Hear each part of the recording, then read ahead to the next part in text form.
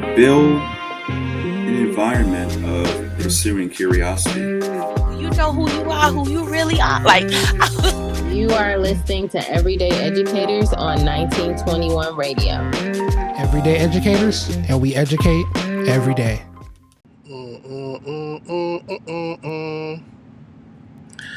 And welcome back, loved ones. This is the Everyday Educators podcast, where we educate every day. I am Jeremy, your hostess with the mostest, and the always beautiful, looking like the first day of school, nice and greasy, Naomi. What's up, Nay? Nothing. What's up? How are you? As Trey Songz says, just trying to make it. I went out for... Aren't we all? That's true. Yeah. My happy birthday, Russ. It's my friend's Russ's birthday, and so we were out fellowshipping. Late into the evening. What? Not that late. I just couldn't sleep when I got home, so I watched the episode of Charmed. I'm in the Charmed universe right now. Oh, So- I would not have guessed you were in the Charmed universe. I was like, next you're gonna tell me you're a Swiftie or something, and then See, that's a all lie. of the things it will explode. Now listen, Blank Space is my guilty pleasure, but that's the only Taylor Swift song I know. But you know they can't. That's the only one you admit to knowing. No. I'll be honest. I wouldn't lie. You know what I'm saying? You know, if it was NSYNC, I can't wait for that reunion tour. You know, but I know I'm not too familiar with her catalog. But folks who are listening, you can catch us every Saturday at 9 a.m. on 1921radio.com, and of course, listen to us on YouTube and wherever you can find your podcasts. Everyday Educators, and don't forget the S, and make sure you like and subscribe. Now, for our guest today, I wrote a little something. It may sound familiar. You know. What do they say? If you know it, sing along. We real cool. We left school. We lurk late. We strike straight. We sing sin. We think thin. We jazz June. And we die song. I messed it up in the middle, but snap. Shout out to Gwendolyn Brooks. Obviously, I didn't come up with that, but I met her in person in 3rd grade. Really?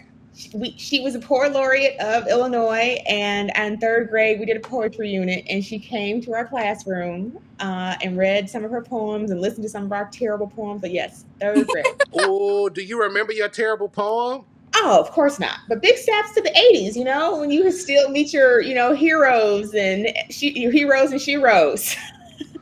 That's when they was around. I always Before hated the poetry unit every year in ELA. I'm like, why we gotta do this? No, we had to memorize a poem every month. Yeah, we did too, but there was also like a unit of ELA or language arts where it was like, oh, we're gonna focus on poetry for like the next 3 or 4 weeks, and I would always be like, no, get me out of here. I hate it. Who knew that Nay was a poet hater? That's crazy. We learn something every day, man. But let me finish with my introduction. I said that poem because this woman is cool as a cucumber. She is Chatham's finest. And she handles the shmoney. Today on the Everyday Educators podcast, we have Miss Nicole Kenner. Thank you for having me. I am excited to be here. Beautiful. With the fresh curls, look at that. You just swooped on in. I love it. How's everybody doing this morning? Pretty good. You know, it's coming off of a heck of a week and got more work to do when I'm done with y'all. Keep it moving. Likewise. So I recently rewatched a movie called The Blackening. Has anybody seen it? Is that the one with the horror movie? They're stuck in the house, and then I wanted to see it because it looked hilarious. Is it? Okay, so I won't give my full review, but I will say after rewatching it, I feel much differently than I did the first time. Really? See, Nate, look at the face. So has that ever happened to you all? Like, you watch a movie or you watch a show, and then you come back to it later, and then it's like, this isn't how I remembered it, either good or bad. Mm-hmm. Talk about it. I'm just trying to think of one. Well, I tried to, I tried to rewatch The Wiz recently because it's one of those where I have so many. I think I have so many childhood memories of it. But when I was watching it, I was like, I don't remember this at all.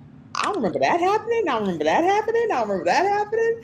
So, I think it's like a little bit of transference. It's just like kind of part of the milieu when I was little, and people always were referencing it. So I thought maybe I had seen it. Don't take my black card, but I don't know that I actually did see it because it really wasn't. Because I mean, I think like I've seen like one or two scenes, and so like it's totally reframing because it's like the 50th anniversary, and then they're re-releasing it and everything, and then it's like I think it's on they're doing a new stage production.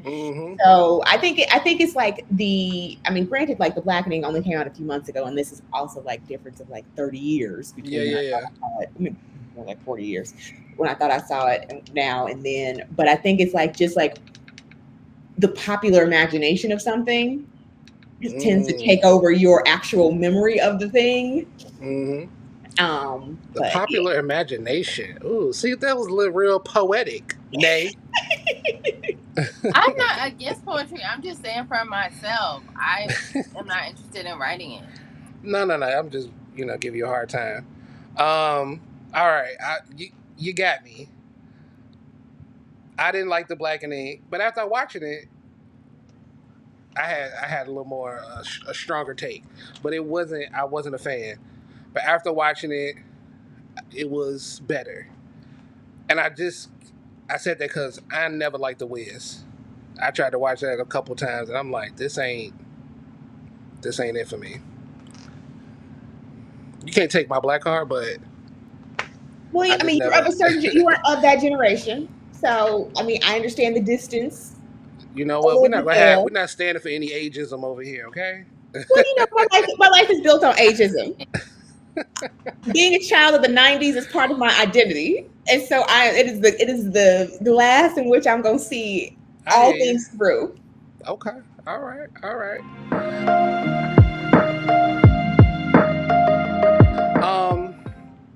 So we're just going to move on to our first segment, Actual Factual.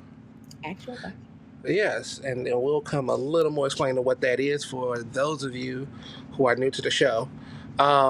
But all across America, it is that time of year on college campuses. It is homecoming season. Now, do any of you have a memorable homecoming experience? I remember like almost going on tour. Almost on a tour. Please do tell.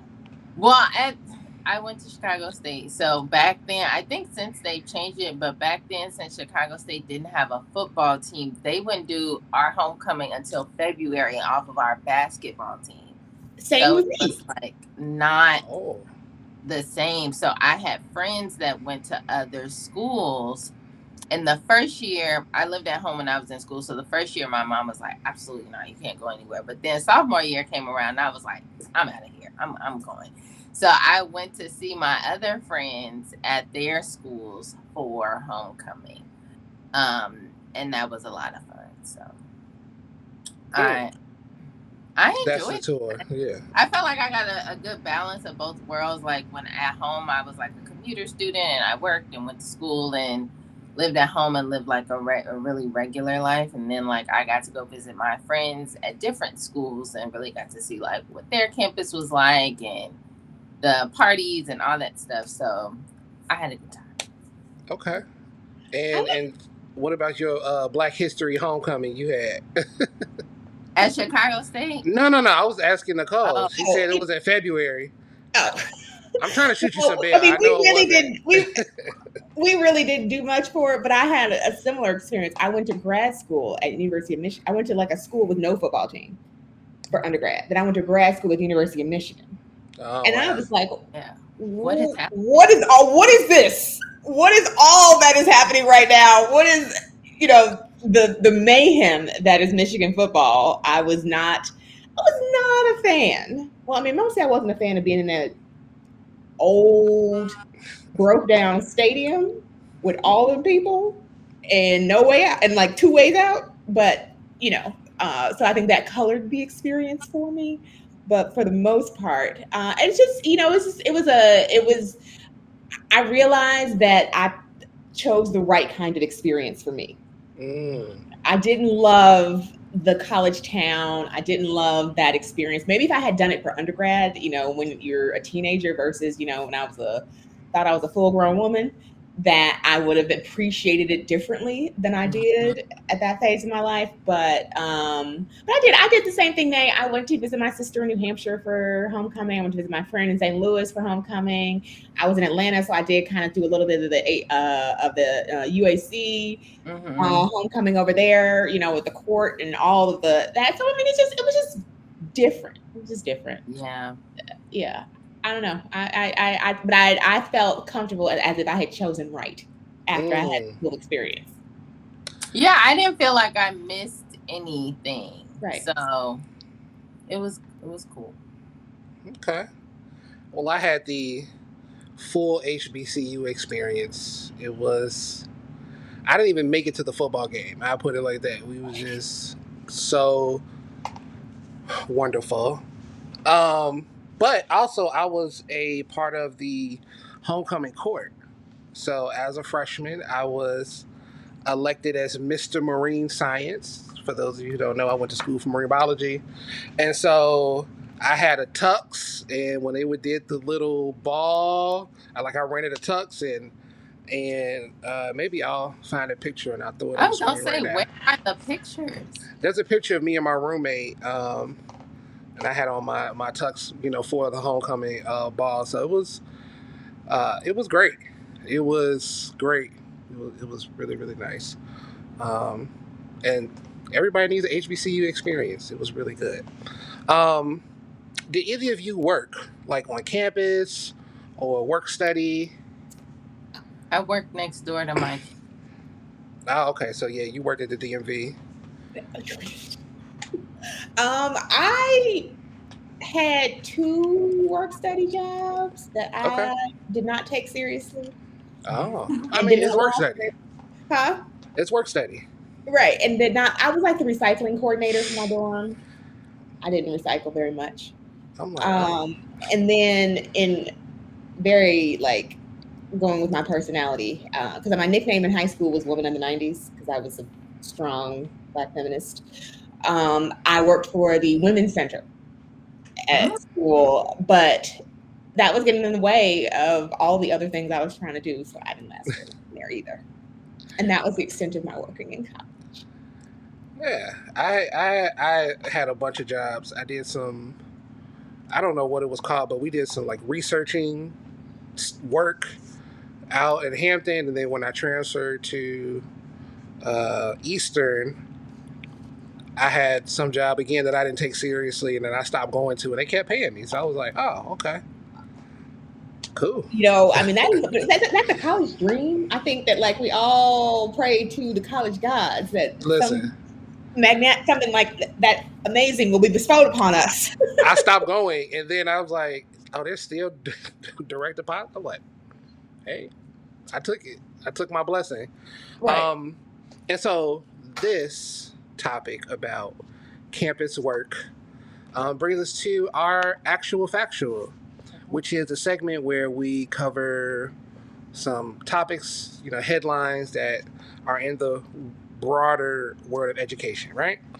And so early this week, I was reading the Wall Street Journal, and I came across a article that is discussing undergraduate student employees at some institutions, Harvard, University of Oregon, etc., who are organizing unions. Yeah, undergraduate unions. So unionizing will aid students in establishing collective bargaining power to negotiate better working conditions and increased wages. Nicole, I see the wheels turning. Any thoughts right now? Any thoughts? Yeah, in general, Uh-huh. I am a supporter of unions. Mm-hmm. 85% of the time. 85. Is 85, this in the 15%? well,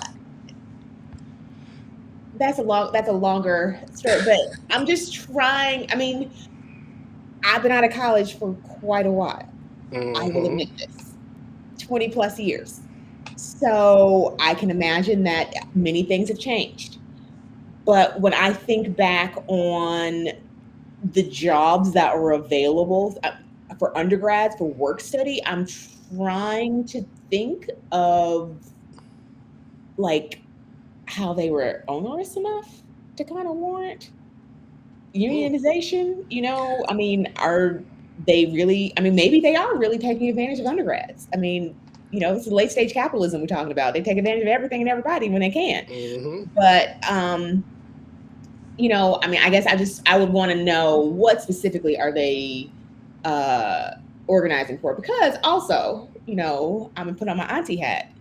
These young folk Uh-oh. have what I think are sometimes unrealistic expectations for things Mm-hmm. commiserate with where they are in life. Uh, how grand of an expectation of a work study job do you have? Do you want like benefits, vacation? Like, I mean, it's work study. But It's sorry. probably only like 15, 18 hours a week. So I mean, like I said, I'm out the mix. They may have very real and legitimate things that they could benefit from collective bargaining, but it seems as if, I don't know. That's like I don't know. Okay. All right. That's my This initial. isn't the final, end all be all. That's my Okay. initial. Yeah. I just want to say before Nate you jump in, I appreciate the vocabulary onerous. Just a little, point for you. Now, what are you about to say, Nate? I was just gonna say unionizing makes me like, how long do you plan to be there? Like you're there only for a short time to like get to that next step in your life. So like Mm-hmm. I just don't, that seems like a lot for to your point again, like there could be very real things, very serious things that is necessary for this effort, but it's also like you're not gonna be there that long anyway, and it's typically like 20 hours or less a week at max. Right. And most Mm-hmm. people hang out around 12 hours. They do 2 or 3 days or 3 hours or 4 hours. Mm-hmm. And what I did not have a work study job, but from what I knew from other people, it seemed like really low. Like I'm the receptionist in the Women's Institute building. Like I filed the papers. I don't know if that's a thing anymore. I also have not been in college for quite some time, but those jobs from what I knew were also seemed like really like low maintenance. So that also makes me wonder, like, what are the expectations here, and how long do you plan to? That's the word I should have used, Nate, was expectations. It seems like maybe the expectations for what one should expect from a work study job is a little out of whack. All great points. Most of that we're not going to cover in the rest of this story. But so they are taking their inspiration, if you will, from graduate student unions, which have been around since the 60s, right? Historically, they were exclusive to public institutions. Then, beginning in the 2000s, they've kind of expanded to some private institutions. Currently, getting messages. So currently, there are about a dozen institutions whose undergraduate student workers are lobbying for unions. So you all kind of touched on it a little bit, and I guess I can ask you, Nicole, since you had a campus job, like how accommodating was the job for your class schedule? Extremely. Mhm.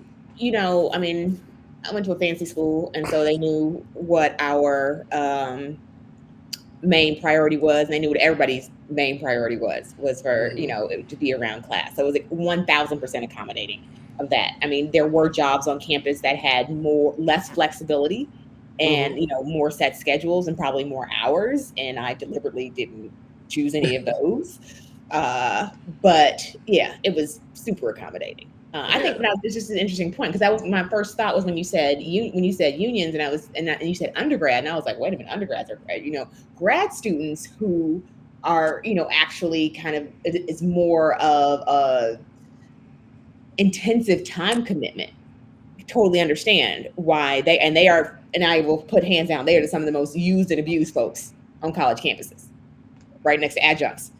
They are in school, they get paid very little, they usually just have a housing stipend and stuff like that. But yes, I'm just trying to compare the reality of the lived existence between those two different groups of people, and they are vastly different in my experience. But again, it's been a long time, so things could be creeping together in the middle.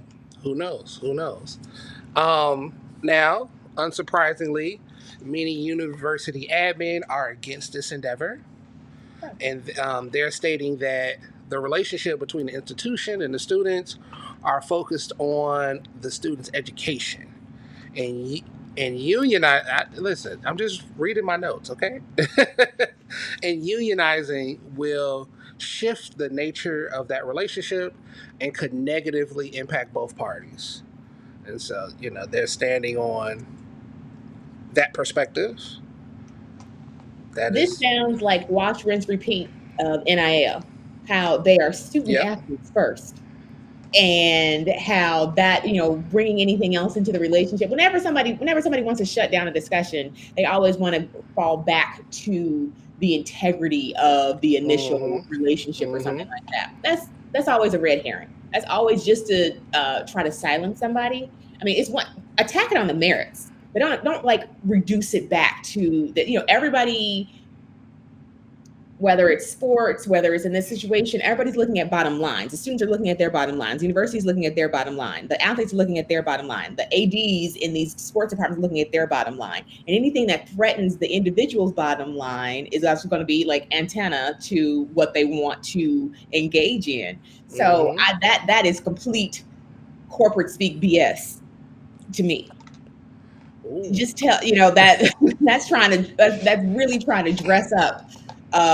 We don't want to spend any more money because the universities don't spend as much money anyway. They get a lot of the money they get for work study is from the federal government. That's part of your student aid package. That part. So it's not like they are coming out of pocket. They don't want the dynamics Mm. of that to change. The dynamics are in their favor. They get a subsidized student to do some things, Mm-hmm. and they might have to kick in because the federal government ain't changing their level of support for work study. So that means the university would have to kick in some money on top of the federal, or in addition, more money than they already are. Mm-hmm. That's what that's about. Maybe, universities need to be audited how they spend their money. They You are. see you see how? They are audited. They are audited every year. All universities. Period. Yeah, they're audited. But I mean, an audit says that like no one. No, not yet, not yet, not yet. Not yet. Not yet. Not Okay. yet, Not yet. not yet, not yet. Let me get out of this. We call that foreshadowing. Okay. Now, on the student side, right? So advocates state that the working conditions across the campus are not equitable in various departments, and that the pay. So some of the students who have brought light to this are highlighting how the pay differential for different jobs in different departments and like the working conditions. It didn't get too specifics on what working conditions mean, but there was they experienced a lack of equity. So that is what they're standing on. Um, and they also highlight, they also highlight that the pandemic brought forth, the true number of students whose livelihood is dependent on their work study income, and greater protections are needed for those students. So, again, it's not without merit, right? But more to come on that. There hasn't been any unions established for undergraduate students yet, but it is a topic that is moving forward, and we'll keep an eye on. All right.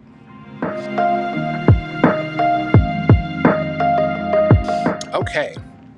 So, Miss Kenner, we are starting a new segment today, and you are going to be the guinea pig. Oh, okay. Nate, you got your questions ready? The ones I sent you? Yeah, they're in the document. Oh, I know you were looking at it. I know if you was looking at your phone. Okay, cool. So I'll kick it off. We can just go back and forth. So this segment is called Pop Quiz. It's just, rapid fire questions. Okay. First thing to come to your mind. Okay. Now I have an expected answer for this. If you disappoint me, there's only one answer for this. You could have shared the sheet with me too, and I would have been prepared. You would have got the answer you wanted. No. This is only one answer. So let's lock in. Let's synchronize. All right. Who would play you in your life story? Come on. Who would play me in my life story? Well, maybe now I'm older. It doesn't happen as often, but back in the day, I used to get stopped on the street, and every time she had a movie out was Miss Kerry Washington. There we go. Baby. Every day, all day. Number one answer. I never watched Scandal because I was told so often how much I looked like her. So that I can't explain nobody else but that. There you go. Okay, cool. See, bam. That's what I was looking for. Nay, go ahead. Describe yourself in one word. Curious.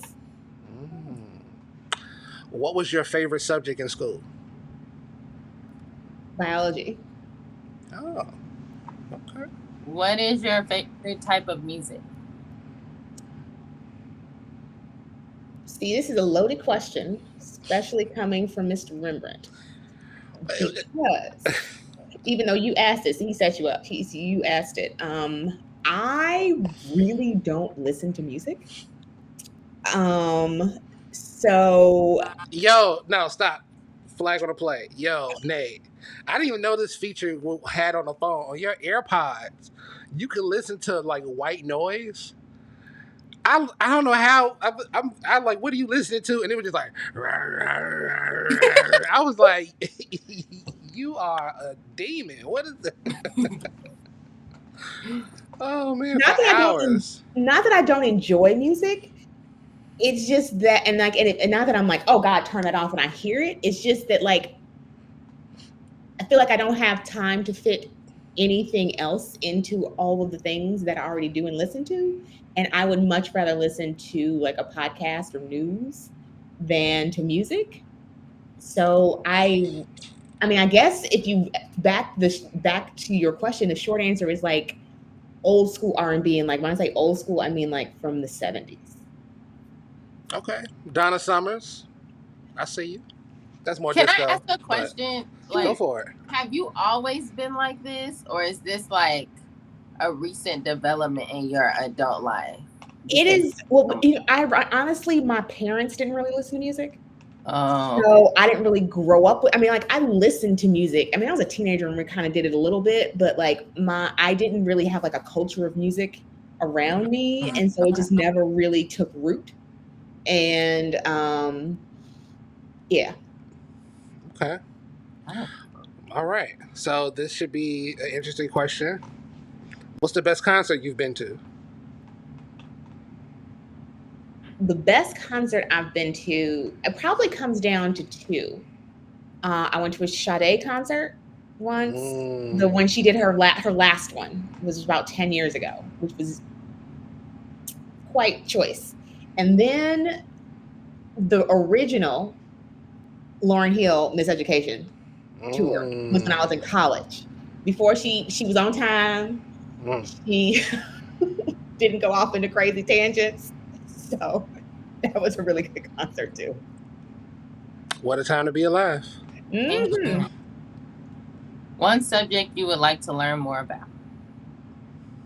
That's interesting. Actually, it's gardening. Oh, I want to learn how to vegetable garden. okay.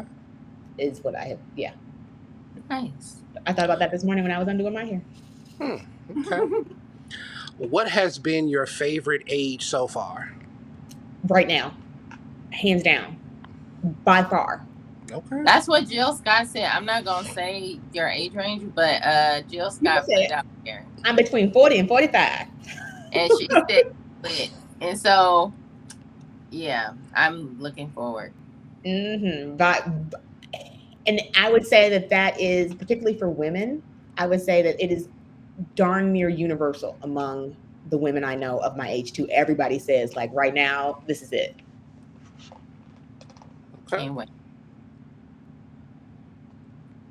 It's on you. Oh, sorry. If you could have an unlimited supply of one thing, what would it be? Like a thing, period. I don't have to be like food or anything, just a thing. However you want to answer the question. Oh my. An unlimited supply of warm beverages. I love warm beverages. I love tea. I'm always cold, even in the summer. If I could just like have like it's just like like when I'm finished with one cup of tea and then like a conveyor belt delivers me another one perfectly made with all of my accoutrement in it, and then I can just enjoy the next one. That would be lovely. Okay. All right. Where is one place you'd like to visit? One place I'd like to visit would be any place on the continent. I have not been to the continent yet. And Hold on, because some people don't know. okay, So you're gonna have to explain. the continent is This, I know, but they don't know. They may not know. You know what I'm saying? Oh, in Africa. I've not been any place in Africa, and I've had a number of friends who have gone recently and just discussed the significance of the experience of just that inversion of culture, that inversion of expectations that just has been profound for them. So that's what I would look forward to. We're gonna have a vocab test. I like this your vernacular, if you will. Okay, go ahead. If you could be any animal, what would it be? Oh my goodness. It would have to be an elephant. Okay. Elephant, first of all, they're matriarchal. Second of all, they travel in like such big packs, and they're just like the trunk. Could you imagine just like being able to do everything and anything with that trunk? Yeah, I don't know. I've always had an affinity for elephants. Okay. Pachyderm power. I'm with it. Mm-hmm. They communicate through the ground. They do. They vibrations and everything. I love it. Oh, I could just hear like good vibrations. Okay. If you could bring back one TV show for one more season, everybody in their prime, what show would you pick? Ooh. I might get my card revoked on this one. Come on, man. What one would I bring back for one more season?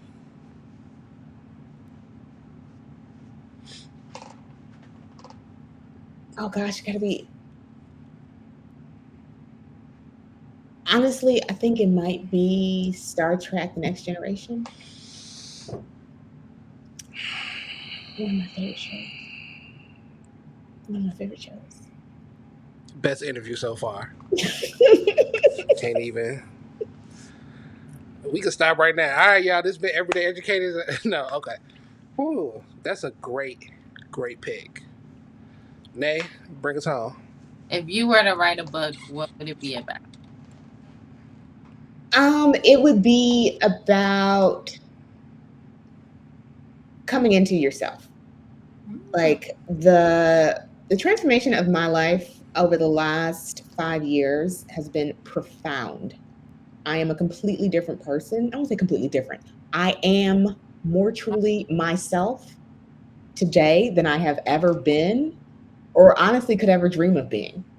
And I would love to share that journey so that other people, because I want everybody, even people I don't like, or even people who I end up not liking at the end of this. I think just everybody should have the gift of being their authentic self for some portion of their life. Mm, Amen. that was intense. Myself. Okay. All right. So now we're on that note. We're going to transition to learn a little bit more about Miss Nicole. If we were to bring all of your elementary and high school teachers together in a room, Mm-hmm. Elementary and high school, not college. Because it's elementary and high school. Okay. hmm what type of student would they say you were? Engaged, curious, hmm um, loud. Okay. I don't know. All three of us probably went to CPS. I don't know. I'm presuming that for you, Nay. Back in the Well, day, no, I did for a little bit. yeah, back in the day, Really? Huh. we in the '80s we had on your report card. You opened it up. It had the grades on one side, and the other side was the checks. Mm-hmm.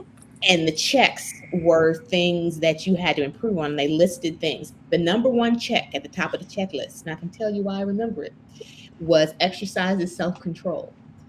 And I remember one year my mother was like, Nikki, they are fighting for that box. Why are all your teachers fighting for that little bitty box to check exercise and self-control? Why can't you be quiet? Why can't you, not um, say what you want and think and mean all the time? So that's That's why I hate. say, They were just hating. They were just hating on a young player. That's well, all. I always, and it wasn't like disruptive, like fighting or anything like that, but it was just always like, I always had something to say. So I would say, yeah, engaged, curious. That's it. See, I didn't have those words at that time. See, Nate, I was just engaged. Exactly. Yeah. See, thank Yeah. you. Thank you, Nicole. I appreciate that. See? All right. So, on that, let's go back in time. Let's go to the 80s. Hmm. I can imagine you in like a little Adidas tracksuit ready to break dance. And you were on your way to Murray Language Academy. Tell us Indeed. about your time in Murray. Murray was great in that it was a very diverse school. And, obviously growing up in Chicago being as segregated as it is, I always had, I mean, I don't know how rich my experiences were up until the age of 6, but like getting to school and then being exposed to so many different kinds of people was really awesome. I really enjoyed that. And then also, the fact that it was a language academy. So we started a foreign language. I started French in kindergarten. Parlez-vous So français?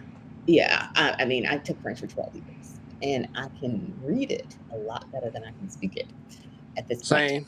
Um, and it was a really positive experience. It was a pretty small school. And I think actually more than, back to that original point, more than the school, going to school in Hyde Park was also very profound in, experiences, exposure.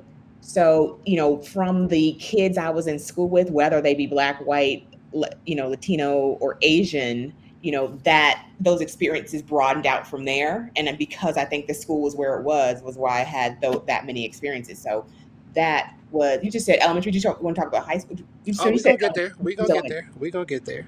Just elementary. Um, So yeah, it provided, it set the foundation mhm. for many of the things that were springboards Okay. in the next iterations of school. Now, while we're here at Murray, Mhm. you went to school with another podcast alumni, Mr. Craig Stevenson. Yes. Any early memories of Craig? And Corey hasn't been on the show yet, but talk about the boys. What do you Well, they remember? were late. They were latecomers. Mhm, So most mhm. of us have been there since kindergarten. They came in like 6th or 7th grade or something like that. Mm. And they were definitely a package. They were a package, and they were mischievous. But no, I remember them very well from that Okay. time. All right. So, then your life took a turn for the worse. And unfortunately, you made the decision to become a dolphin. Oh my goodness.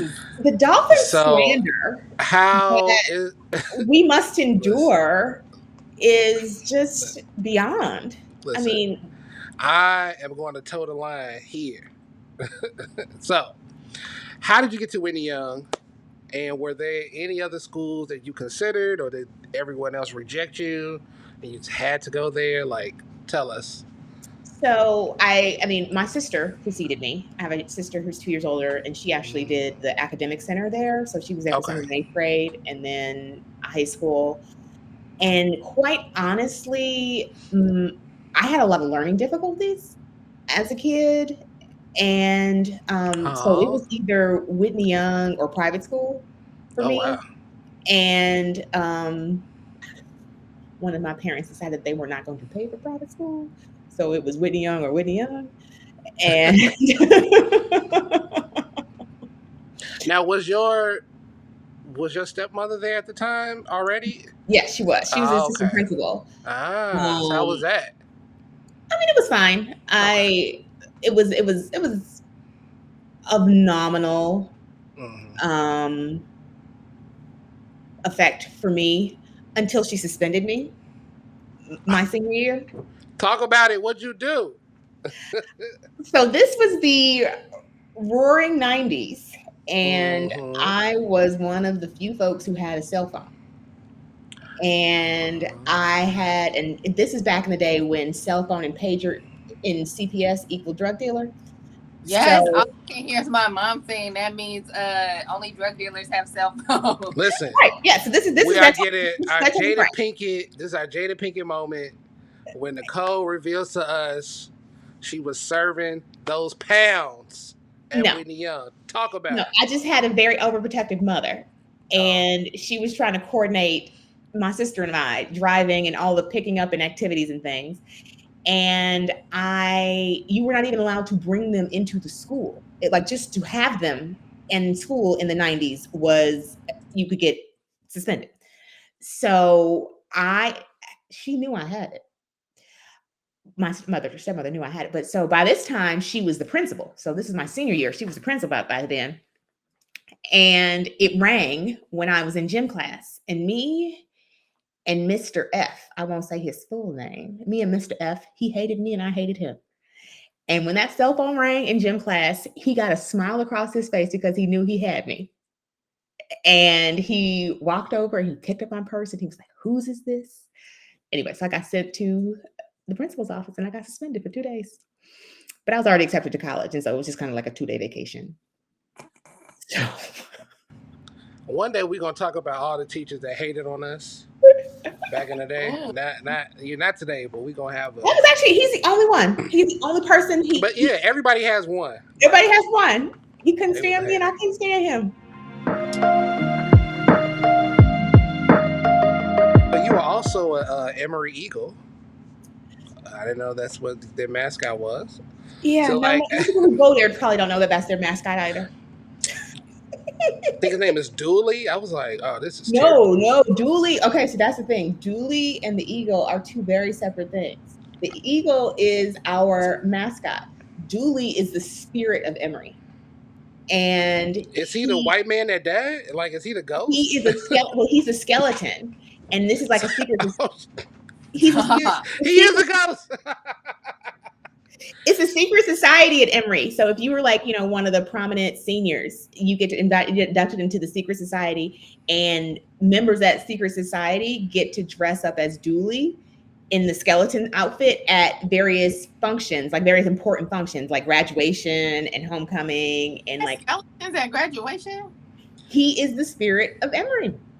So Did you take a blood oath, Nicole? Is this? I was in a secret society too, not that one. I was in another secret society that I had no business being in, y'all.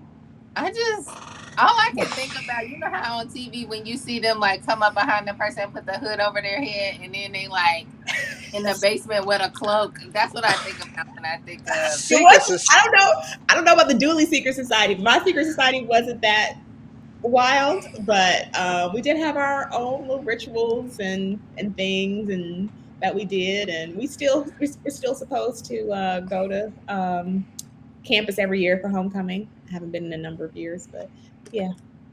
So that's yes. So Emory Eagles and Dooley in the spirit of Emory, yes.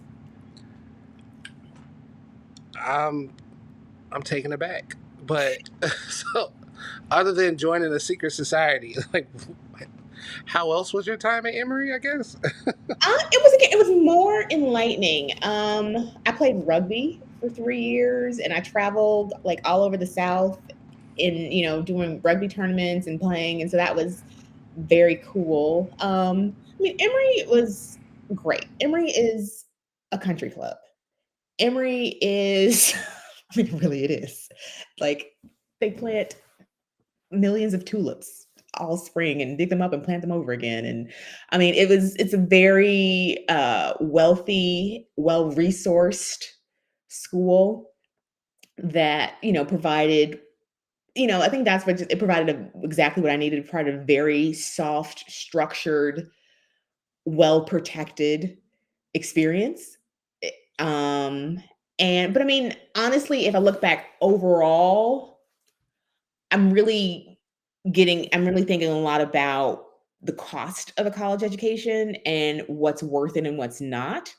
Granted, I got a lot of help through, scholarships, financial aid, all the things. But do I encourage would I encourage a young person to take on the level of debt or cost for that education nowadays? Probably not. Probably not. I would definitely encourage them to pursue the highest quality education for the lowest cost they can get, particularly for undergrad. Mm-hmm. And that is not to say that anything negative happened for me there at all.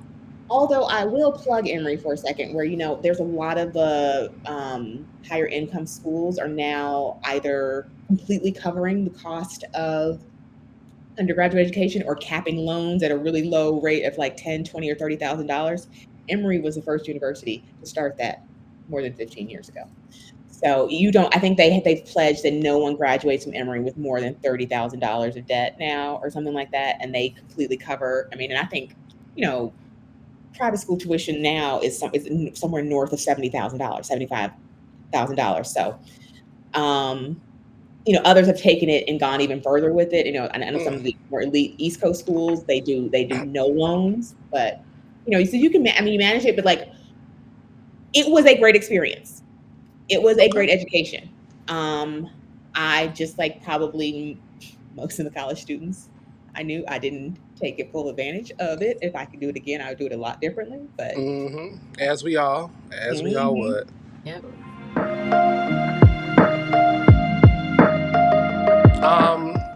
So we're gonna pivot a little bit. Mm-hmm. So now you are an accomplished accountant and auditor, but before that, you spent some time in the restaurant business. I did 10 years. So kind of what brought you to that industry, and then like what made you decide to change your career path? Well, my first career was in politics. I used to work on Capitol Hill for 3 years, doing research in healthcare, energy, oversight investigations. If you guys remember, my first week on the Hill was the Enron hearings.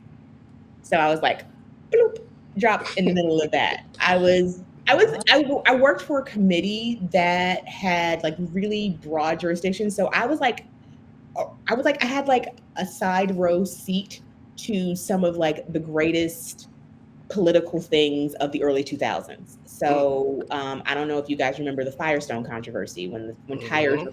I've staffed that hearing. I was there. I was watching for Enron, the Patients' Bill of Rights, like just a really amazing amount. The first election controversy, Gore Bush, I staffed that hearing. Just an amazing amount of like, I remember when I was leaving the Hill to go to graduate school, my sister was like, dude, I'm not gonna know what's going on for real anymore. Because every time I tell you like something's happened, you're like, no, that's not what happened. This is what really happened. She was like, I'm not gonna know what really happened anymore. But it's funny. Our press secretary used to say the Hill is the largest collection of overeducated, underpaid people in the world. And it truly is. I mean, I'll never be around that hive mind of intelligence probably ever again, because I mean, it's just like any rare commodity. It has such prestige. People are willing to go there and work who could be making lots more money in other places, but because of the prestige of the place, you have like a lot of people drawn there. And that was the best part of working there, working with so many really smart, amazing people, and just being able to see how the sausage is made. But ultimately, it's a hard life. It's a really, really hard, grueling life. And my personality was not well suited. My frankness and inability to smooth and sugarcoat things did not fit well with that lifestyle, even though those 3 years, my early 20s, I was there from 21 to 24, were amazing. I made no money, but everybody around me made no money. So we were all kicking it and having fun, making no money together, but still having these amazing experiences. So that was the first thing I did. Okay. Then I went to graduate school for public policy at the University of Michigan, as I referenced earlier. I did not like Michigan. And I think it was probably more a function of where I was in life versus anything specific to say about Michigan. And so I only stayed there for about 3 months and then left and came back to Chicago. And I started working with my father in his accounting firm just because I didn't have anything else to do and I needed a job. And to kind of fill in my time, I began working at a restaurant. And then I went back to grad school at the University of Chicago, and for public policy. And I happened to get in at a really great restaurant. Like restaurants, you can make a lot of money. I mean, there's like restaurants, it's like, there's a clear demarcation. You know, you can make restaurants and make like minimum wage, or you can work in restaurants and make really good money. And I ended up making more money working in the restaurant than I was making working for my father. And so I just went and did that full time. The caveat being, I hated it. Everybody's always like, oh, you worked in restaurants for so long, you know, it's like so much fun and you probably did it. And I'm always like, no, not really. I just made a lot of money. And they gave me health insurance. So and I didn't have anything else to do. So I just stayed for a really long time. But the other part of it, what was really awesome, again, it's also, I mean, I think if you wanted to find a thread through all the things that I'm probably going to say today, is the environment. Like I'm talking about the environment that being at Murray exposed me to, the environment that being at Whitney Young exposed me to, the environment, the things I was able to do while at Emory. I worked with the most educated, interesting, great people in restaurants. Like this was like the first time where people who were in general, in elementary school, high school, college, I was around people who were pretty much like me, grew up like me, had similar experiences. They were all, it was not very much of a challenge to like my worldview. Versus when I was in the restaurant, this was the first time I was exposed to people who grew up really different than me, whose parents had different values than my parents, who we didn't have hardly anything in common besides the fact that we all ended up in the same place. And we could all smile on command and, you know, give good service. So that's what I took away most. That's probably what kept me in restaurants so long, quite honestly, because I hated the work. But I love the people that I worked with. And, and especially, I think everybody should be around actors at some point in their life. They are Okay. a special group of people. And obviously, like, that's the cliche in working in restaurants. You're around a lot of actors, and I was around a lot of actors, but it was just such a really interesting coming together of people from various classes, races, just experience level. I think, gay, straight, all that just kind of rolled into this common purpose we all had to execute, being, at a high level in a restaurant every day. So that's what kept me there so long. Even though the actual restaurant work, I really hated. Okay. So you never thought about going into acting since you were around all these actors? I dipped my toe in acting when I was little.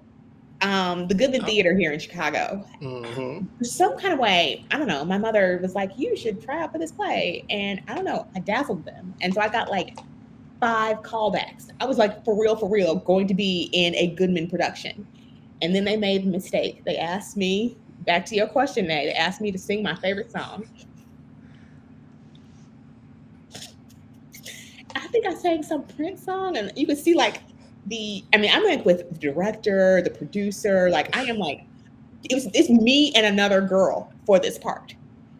And this is in like 5th grade or something. And so I'm like right there. And then you could see like the people, like he was like, well, can you sing? And I was like, yeah, a little bit. And they're like, well, sing your favorite song. And you could just see their faces change. You sang Dirty Diana? I don't know what I sang. But do they were you like, want him? Do you want me? Okay. And then that was the end of my acting career. And it never. Oh, Lord have mercy. Oh wow. That is still my favorite pastime, is going to theater. I thought you would say acting. I was like, Nicole. I thought you were gonna say singing. I'm like, wait.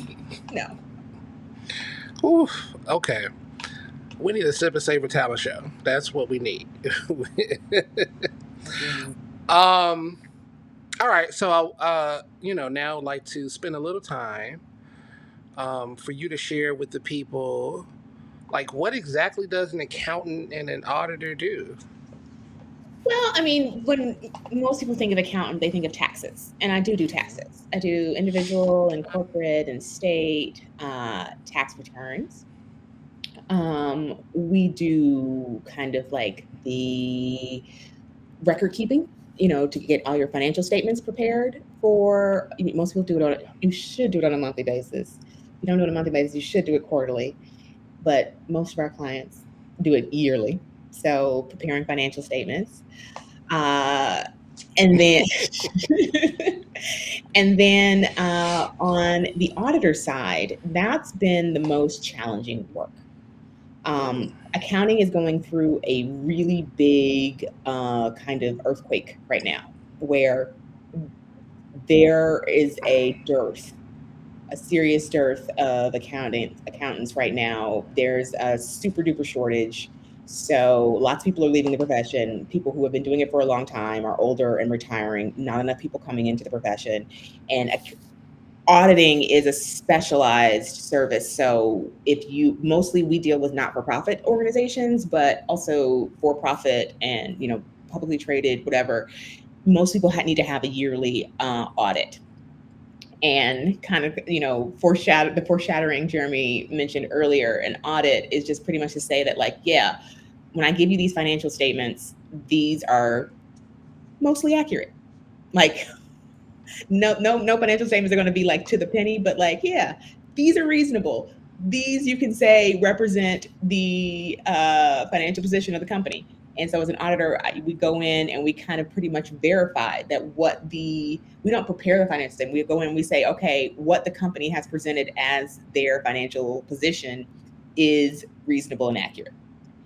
And so most organizations, most nonprofit organizations that get government money have to have one every year. And that is the bulk of the audits that we do.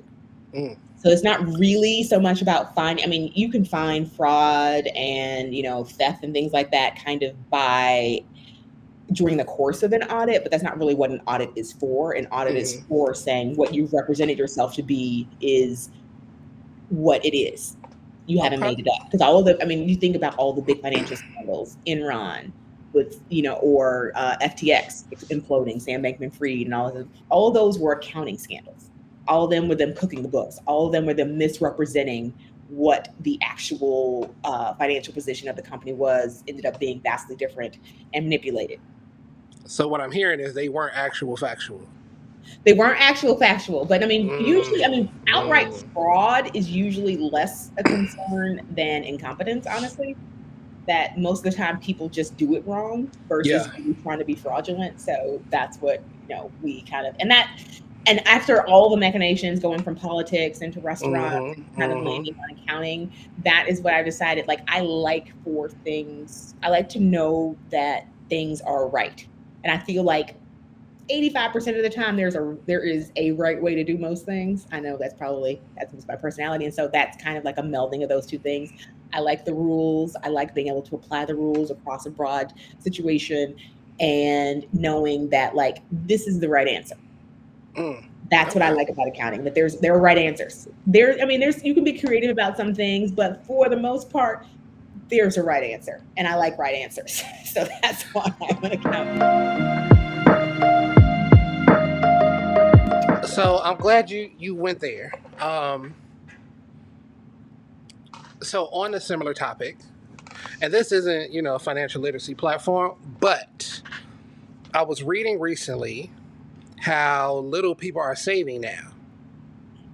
And it made me reflect on a conversation that we had about how ill-prepared folks are about retirement. I would say 85% of people are ill-prepared for retirement. 85% of people are going to be relying primarily on Social Security. So I would like for you to continue on that tangent and, talk about, like, why is it important for people to save early, and why is it important or beneficial for, everyday folks, everyday educators to work with, people such as yourself? Well, I think as a population, educators usually have a pension, which is going to have them in much better position than folks, and that's a rarity these days. So pension is pretty much guaranteeing you a pretty high percentage of your salary in retirement. So actually, educators are probably in the best boat of most folk when it comes to this. But what about everybody else? For everybody else who is not an educator, I guess an educator can be, more than just a teacher, but I'm gonna be real about it. Social Security provides you a poverty wage. Social Security is in the end, Social Security is literally so you don't starve. And that's about it. That's about all it can take care of. Is keeping you fed and and giving you a little bit of way toward keeping you housed. It ain't gonna cover both of those completely. So is where we start. So if you think about all the other things that you do in life beyond eating and sleeping, you need to make a plan to provide for those things. I'm not talking about extravagant things like traveling or things like that, but just like keeping gas in your car. Anything else beyond those basics, you need to plan and provide for yourself. And then if you think about, retirement age is like 65, and most people don't retire at 65 anymore, but kind of like 70. How much are you going to be working every day? So but then most of us aren't dying, hopefully for another 15 years. So how are you going to provide for yourself for the next 15 years after you stop working every day? And what is it going to take to cover your food, your housing, that's just like the existing stuff. But hopefully when we're in retirement, we want to be thriving. We want to be doing fun things. We want to be doing things that we didn't get a chance to do because we were working so much before. Yeah. So going to the continent. Right, going to the continent, taking a vacation. I don't know, spoiling your grandkids. tending your Something. vegetable garden. All those things, require money. And if you are not, and if you haven't, and I want to shift the language a little bit too, away from just saving to investing. Because saving is pretty much saying, like, I'm putting just this money away. You surely shouldn't have pots of money that aren't working for you.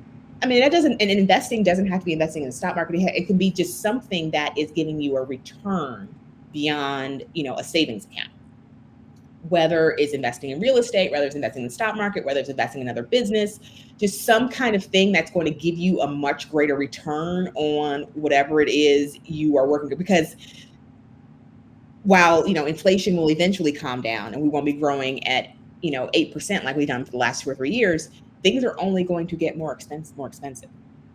So if you aren't planning, if rent is already crazy now, and if you're not planning, and if you're not going to plan on a home, and I'm not saying that everybody should own a home, because that's actually not a great idea for everybody all the time. There's many different ways to make, to put things together to make it work for yourself. But I think the point is that you've got to plan to put things together to make it work for yourself. You can't just expect that when you hit 65, you're going to start collecting that, $45,000 of Social Security. And if it's that much. And then to think about the fact that, like, Social Security is on shaky ground right now. So what exactly, even though you're going to be still paying into it for the rest of your working life, what you're actually going to get back, how much you're actually going to get back out of it is $2. TBD. TBD. We could as a country get ourselves together and fix it and do some things differently, but that ain't a given. So I would say beyond saving to invest.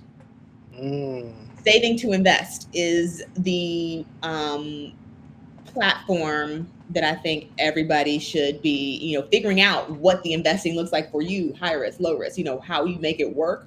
But I think just in general, there's a general lack of planning. And in my business, I can look at 2 individuals who've had similar professional lives in terms of like how much money they've made, but come 65, they are in vastly different positions. It's kind of the rich dad, poor dad thing where, they both, had, I have physicians who, high income earners their whole lives, and the 2 physicians in retirement doing vastly differently because they planned for retirement differently. And usually one didn't really plan at all. They just kind of let inertia carry them through 40 years of working. And then they got to the end and realized that what they did was inadequate. Or the person who aggressively planned. And I shouldn't have started with with an income group that's at such a high level, because I also have, very modest earners who are retiring well because they planned well. So you can do it at any income level. You just have to do something. Okay. So, staying here right now, there's a young person walking the halls of Murray, or maybe they're Whitney Young, aspiring to be a Dooley, Ghost, or whatever secret society you're a part of. And they like order, they like the rules to matter, and they might be interested in becoming an auditor or an accountant. And so what are some things that a young person could be doing right now to prepare to be the next Nicole Kenner?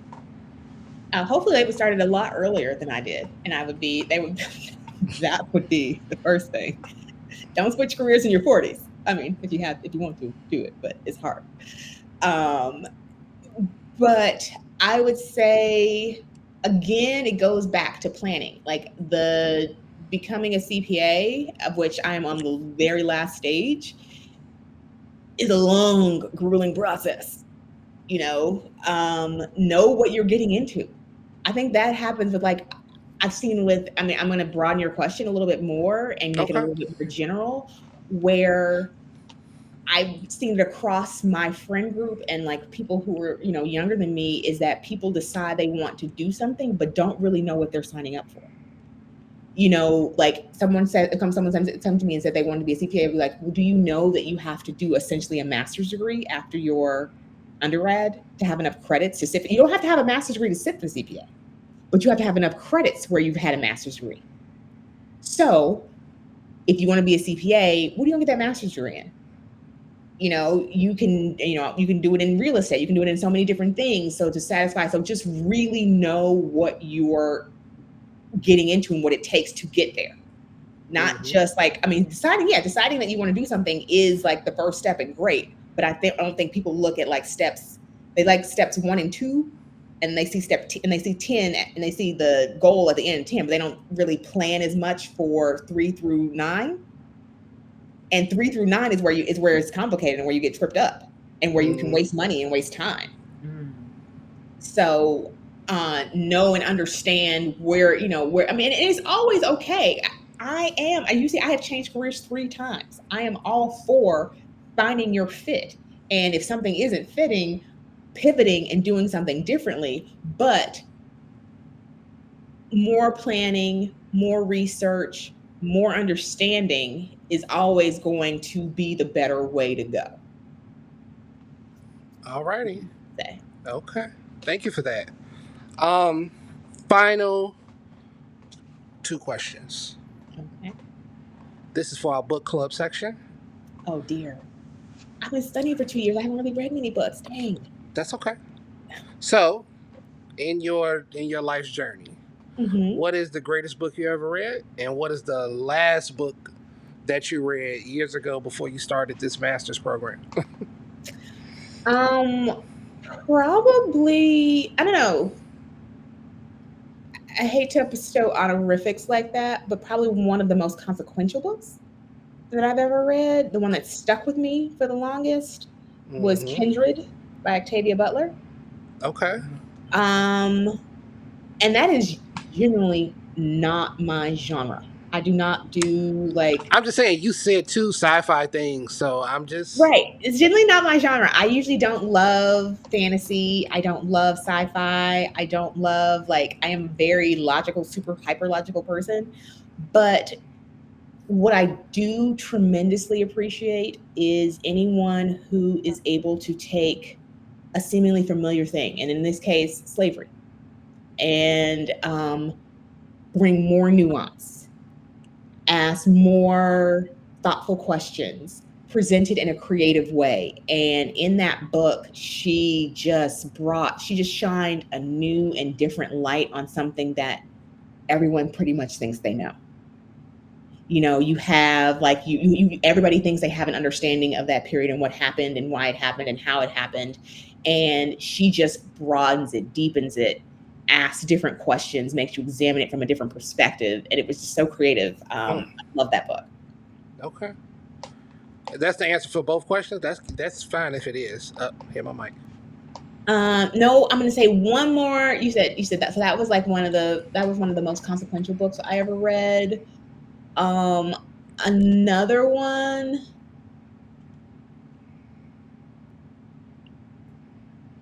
I love a good novella.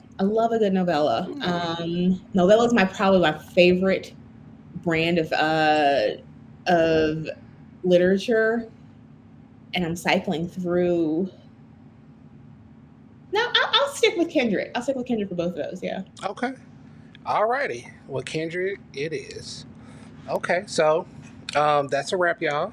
Thank you for going on this journey with us. Oh, it was really fun. Thank you guys so much for having me. Thank you. Thanks for didn't know what to expect, but it was great. See, there you go. Now, before we go, Nicole, give you opportunity. If someone is looking for you and your services, where can they find you? Oh, so I work with the name of our company is Fielbelken, Fielbelken, Fielbelken Company. We do small business and not-for-profit tax auditing and business planning. I need to get a new website. So we don't currently have a website, but you can find me on LinkedIn. And I'm also I'm hiring right now. I am also looking for an auditor with experience. Yes. would love to speak to and reach out to someone Okay. right now in that regard. Okay, there you go. So if you are an artist out there, come on. Looking for a fun, flexible place to work. There you go. Fun and flexible. Right. Not how I would have described y'all, but okay. No, so that's a wrap. Till next time, keep teaching, keep learning, and keep loving y'all.